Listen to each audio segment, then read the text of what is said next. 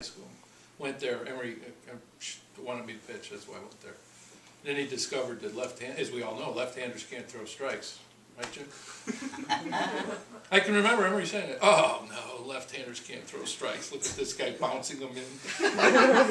You got to get him there on the fly. That's what you say. You know, throw a curveball and it might, you know, come in just a tad short of 60 feet, 6 inches. And he's on there. Oh, no, you got to get him there on the fly. I mean, it's really pretty funny. Then everybody would mock that. Yeah. For the next week and a half.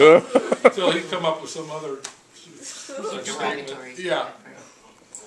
So to answer your question, sophomore year, I think Emory decided, well, I could hit. And then batting practice and stuff, and he said, let's try this guy out in the outfield. So, and he probably knew I played outfield in high school and stuff. And I hit well, stayed there, had a good sophomore year. Was happy to be there. That was fine, and never pitched again. So, Russ, didn't you have a problem with one of the windows? Tell Linda that story. Well, and I think that was Emory maybe watching you try to. Yeah, I think in the early February when it's too cold outside, the pitcher catchers would throw in the gym, and we were up in the balcony, with the seats obviously pushed back, and there's the open area and stuff, and threw one, and it went a little high, like about 8 feet over the catcher's head, and there are windows, of course, in the back of the catcher. It went right through the window. Perfect size of the baseball. You know, if you're outside, you'll see this ball come flying outside. And unfortunately, Coach was right there, you know, because he normally wouldn't be standing there watching, but he happened to come by just at that moment. And I think right then he said, oh, boy, I don't know if I can trust this guy. We better put a bat in his hand and see what happens. But, so, yeah, that was kind of a funny. What else happened that was funny? Is Emory in the Hall of Fame? Yes. Yes. Is Elsie?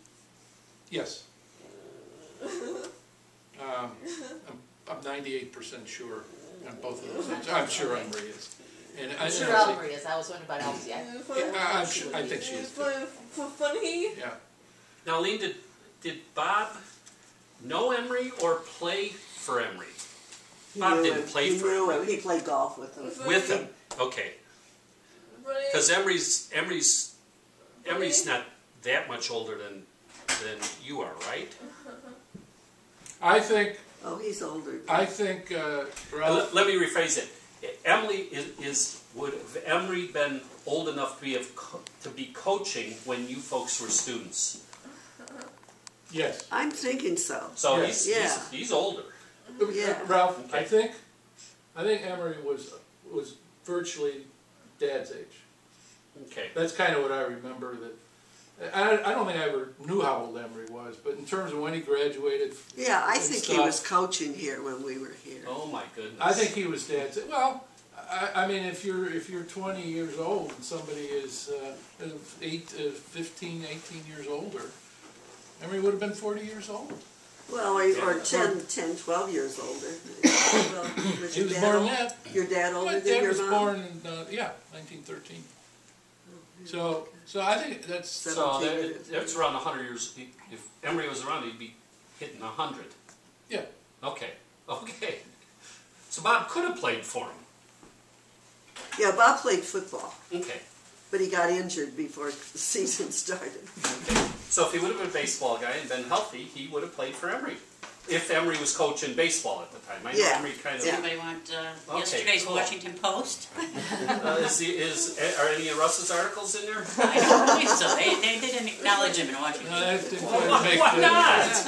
Always on camera. Throw it in the trash.